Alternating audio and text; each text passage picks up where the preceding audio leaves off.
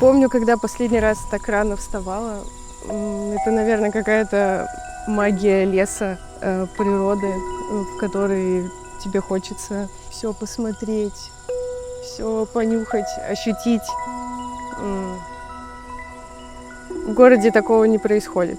Какой-то бешеный ритм.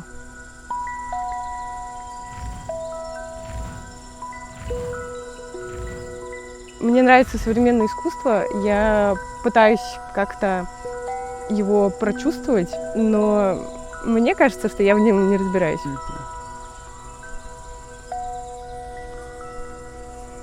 Так, пока что это какой-то портал, который уносит меня из центра поля.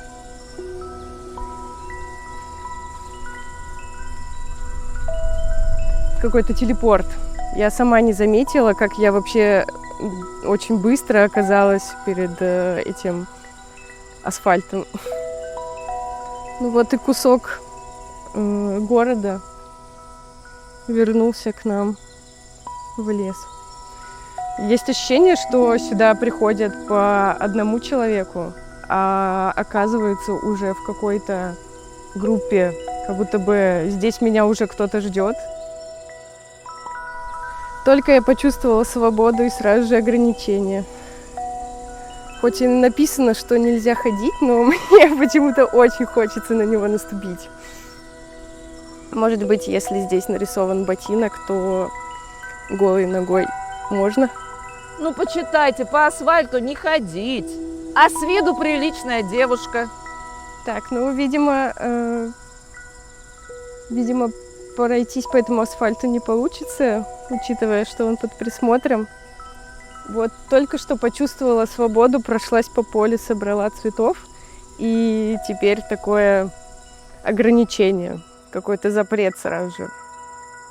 И уже это поле, эти цветы, они уже не так важны, потому что этот запрет, он больше внимания привлекает. Ушли от просмотра этой дамы. Но здесь уже явно больше людей поместится. Дышится здесь намного легче. Ой, люблю, когда прям широко-широко можно походить, все посмотреть, все потрогать. Балки уже одной высоты, как родная березка, которую хочется каждую обнять. Почему-то мне очень нравится, что они одинаковые, ровные. И вот как-то прям заставляют ходить вдоль всех границ. Так, что там? Сверху какие-то вертушки. Так, а это что? Колокол.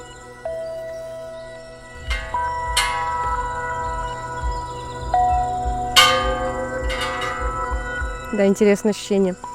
Мне кажется, что я как будто бы что-то начинаю. Но нужно было обязательно пройти этот путь, потому что если бы колокол был в начале, то ощущалось бы иначе. Как будто мне был некий портал, потом какое-то ограничение, присмотр в виде бабушки, и теперь, прочувствовав все это, я, возможно, увижу что-то другими глазами. У меня ощущение какой-то безмятежности и такого погружения. То есть вот эта вот дорожка, она тебя погружает чуть глубже в лес, чуть дальше от всех событий, от людей. У меня приятное ощущение.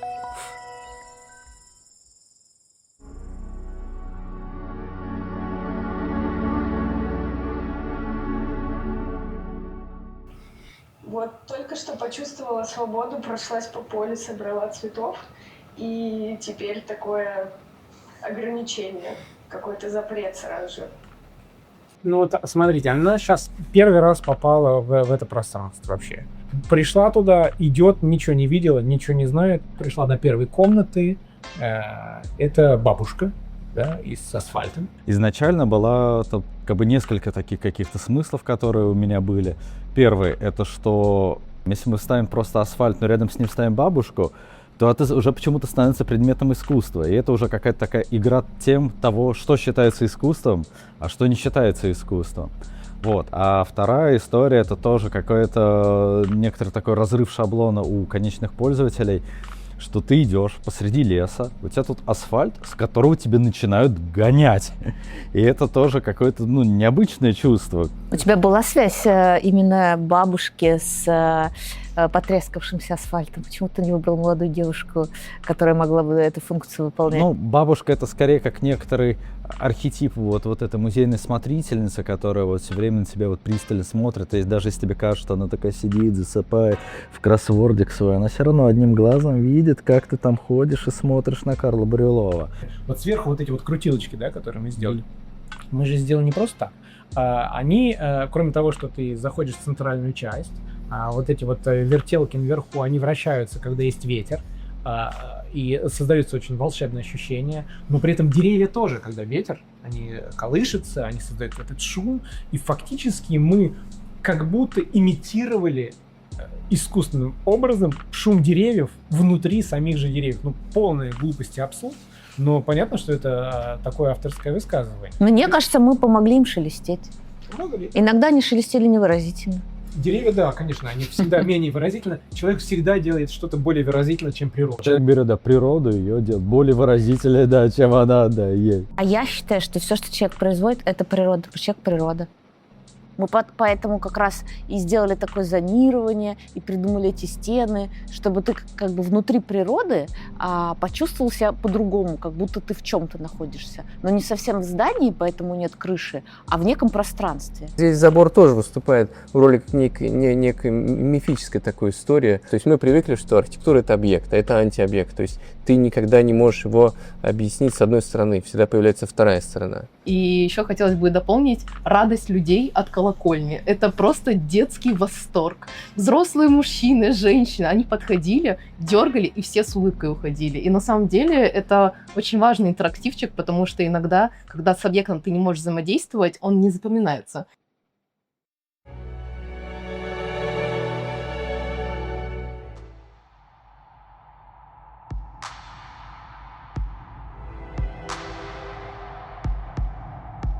Пожалуйста, не надо стоять на асфальте. Вы же видите, по асфальту не ходить. Отойдите чуть подальше и снимайте. Спасибо. Я смотрительница данной площадки. Я сижу при первых воротах, при входе сюда в площадь церемоний. Я прям считаю себя очень важной персоной. А посмотреть перед глазками никак? Да, молодой человек, видимо, не умеет читать. Ай-яй-яй-яй-яй! С утра сегодня пришел, вижу эту табличку и всерьез воспринял. Вот прям вот так обошел кругом. А я нарушаю, я буду встать. Куда пошли? Древний асфальт. Как я понимаю, художник увидел здесь, что это площадь. Как выяснилось, это площадь церемоний. И для того, чтобы на нее попасть, нужно пройти небольшое испытание. По асфальту не ходить, а по траве ходить. Противовес тому, что делается в городе. В городе ведь мы же не ходим по газонам, везде таблички. А здесь наоборот. Это же прекрасно. Прошел по травке, по земле, приобщился к природе. А я за этим очень строго слежу. А посмотреть перед глазами.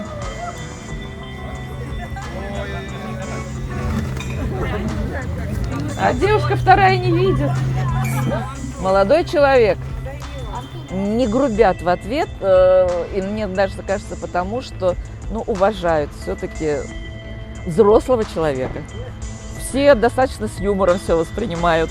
Есть люди, которым очень нравится, как я их осекаю. Одна девушка тут даже 2 раза прошла, говорит, пожалуйста, скажите мне очень нравится. Появились. Да, конечно, помогайте. Смотрят. идете? По асфальту не хотите? Ну что ж за люди-то такие? Мы можем начинать следующую церемонию.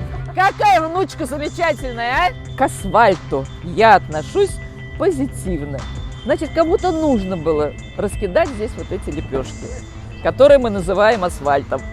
Ну зачем нам идеальная какая-то чистота, идеальный асфальт? Мы в городе по нему походим.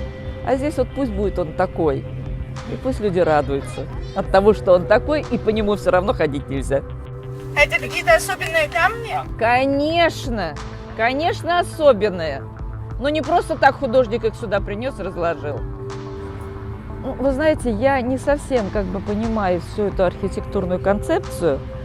У меня как бы, ну вот, как вам сказать, такое задание, что вот я вот в этом зале, я считаю, что это зал, это начало как бы входа, я в этом зале, и я ответственна за то, чтобы, ну, не наступали на вот то, что задумал художник. Ну, не ходить по асфальту.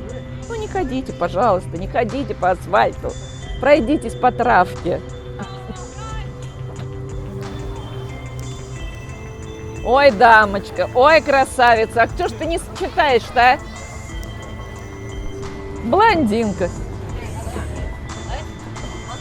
Прекрасное пространство, и это не забор. Это вот, знаете, по мне, это вот какое-то такое вот воздушное обрамление. Как вот я сижу, как в облаке.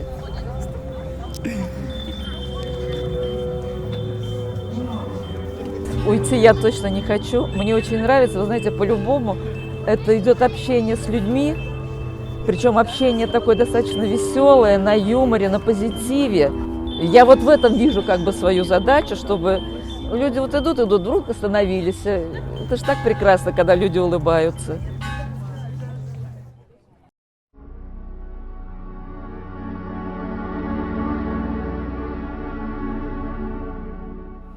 Как выяснилось, это площадь церемоний. И для того, чтобы на нее попасть, нужно пройти вот небольшое испытание.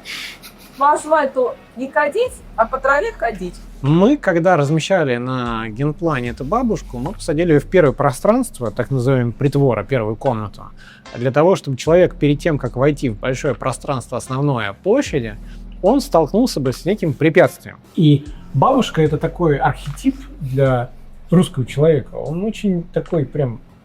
Понятный. Очень понятный. И знаете, это всегда тревожное состояние. Бабушка. Когда ты видишь бабушку, ты всегда так собран.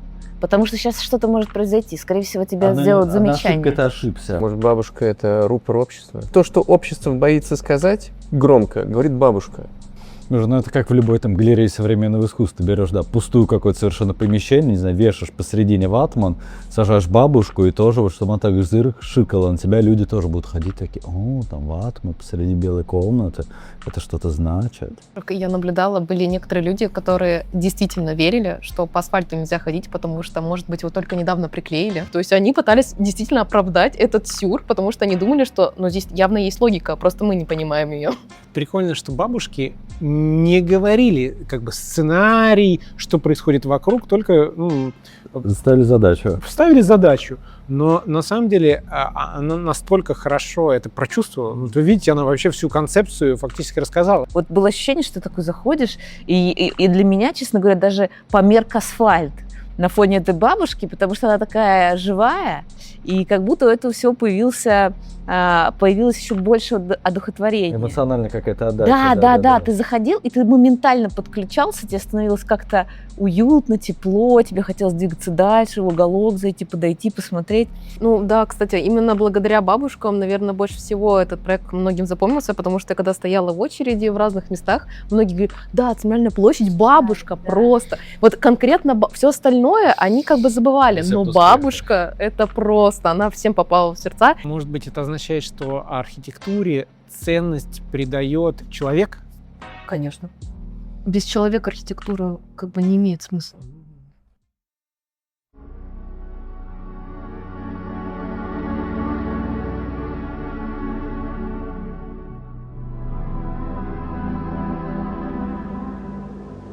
Первый этап — это бабушка была, таким неожиданным моментом. А потом я иду по этой площади, пытаюсь насладиться происходящим, и вдруг что-то максимально из ряда вон выходящее происходит.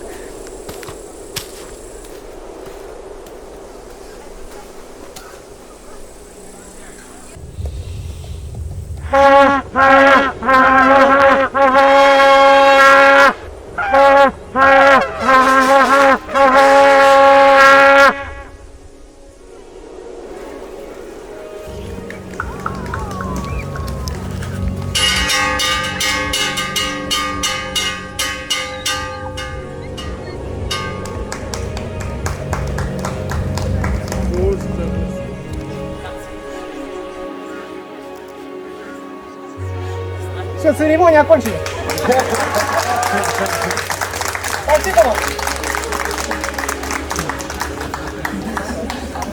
Я звонарь. Я охраняю здесь творческое равновесие и открываю церемонию. Моя миссия одна из самых важных.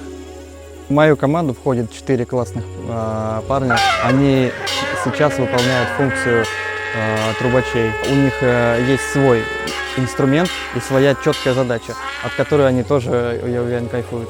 Хоть и моя задача здесь финальная и центровая, но каждый здесь работает как система. Убери одного, и все разваливается, поэтому мы единый симбиоз. Я играю стражника площадки. А что я охраняю? Что я стерегу, да? Что я стерегу? Вопрос хороший, да? Что я стерегу? По сути, ничего. Я ничего не стерегу. Я просто выхожу в этом праздничном костюме, издаю звук, радую людей. Все, я по сути не стражник. Я просто музыкант. И я считаю, что это важно, чтобы люди хотя бы немного улыбнулись. Когда я стою и воспроизвожу звук вот на вот этой трубе, я чувствую такую энергетику от людей, которые, ну, от наших гостей, которые приходят посмотреть на этот объект. Это очень важная работа, потому что она торжественная. Все, что торжественно, это очень важно, потому что это торжественно. Ну, вы понимаете, я думаю. Это торжественно, значит, одновременно и важно. Совсем не важно, почему она торжественна. Я стою вот в этом углу, по правую сторону от колокола. Там хорошо, солнце не бьет, в кустах много всяких насекомых, листьев, растений. Ну, пойдемте ко мне, покажу, так сказать, где я живу. Вот, это такое место, достаточно уютное. Здесь меня никто не видит. Вот так я здесь сижу. Вот здесь у меня висит мой горн. Висит, готовится к своей работе. Но я сижу, разглядываю жучков, листики всякие, мох на деревьях. Потом, когда дают отмашку на выход, я беру свой горн. Вот так вот, обязательно. Я должен пробраться.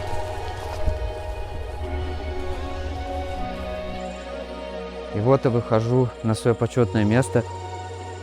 И как бы...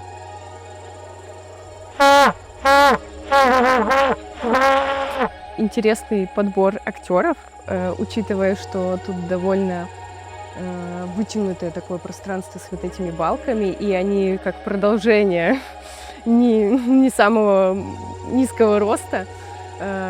Ну, мне взглядом все время привлекают, ну не то чтобы привлекает, но в общем у меня взгляд все время цепляется к высоким людям.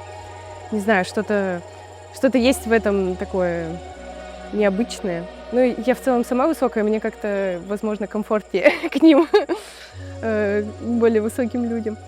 Ну, один симпатичный, один точно симпатичный, остальные, ну, наверное, на вкус других девушек.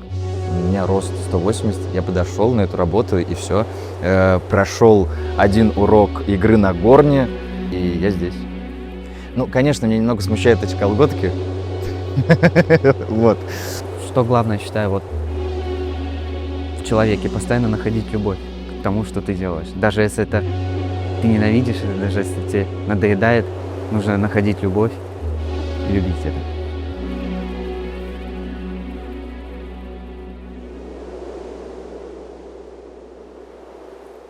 Вообще да, потому что у меня вот там есть замечательный стол, где я могу подготовиться, прийти, подготовиться, положить свои вещи и посидеть. Вот так. Начинаешь спускаться вниз по вот этой вот оси от ротонды между вертикальными столбами, и столбы поднимаются вверх, а ведь при этом рельеф уходит вниз.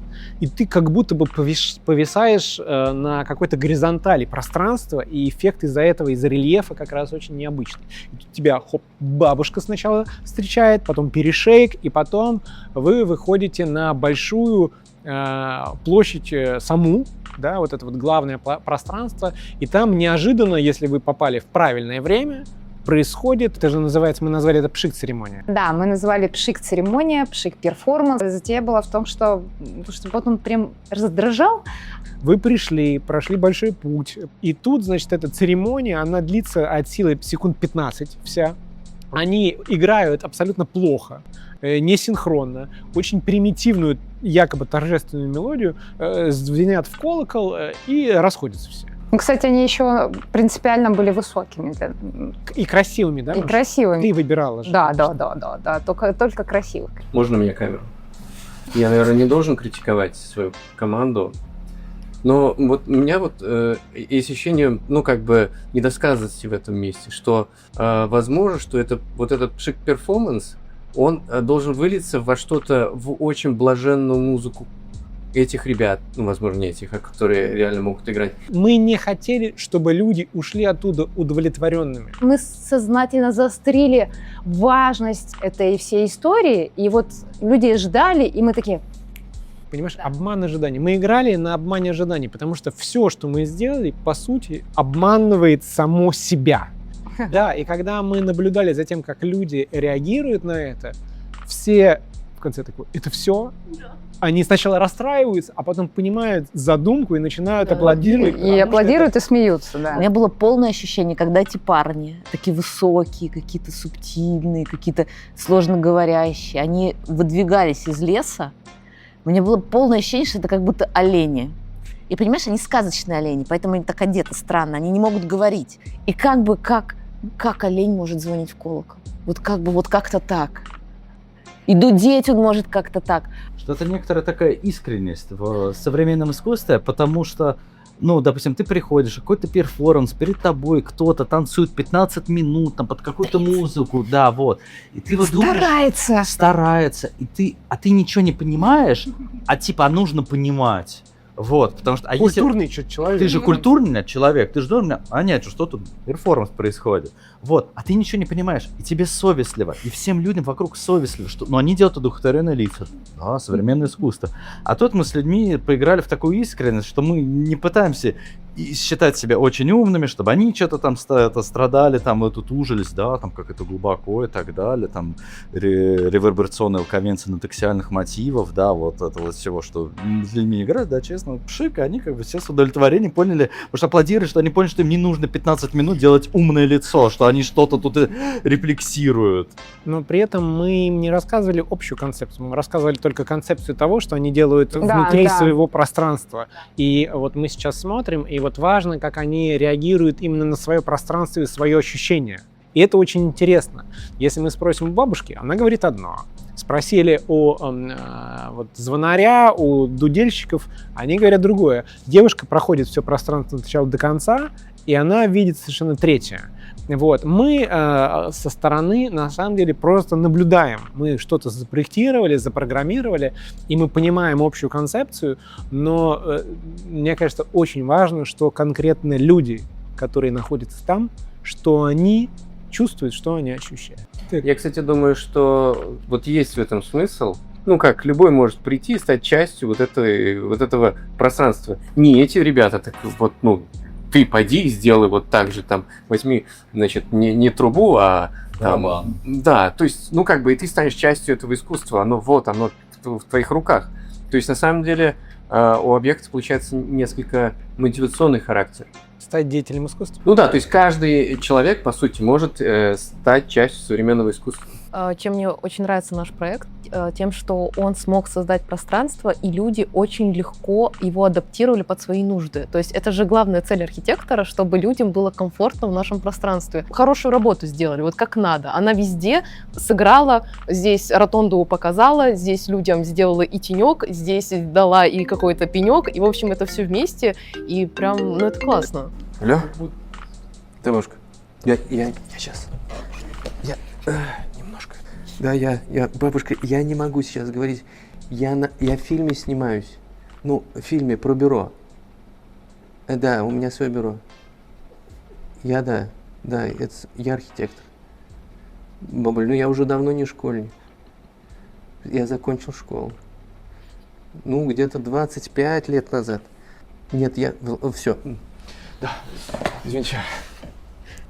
Звонила бабушка.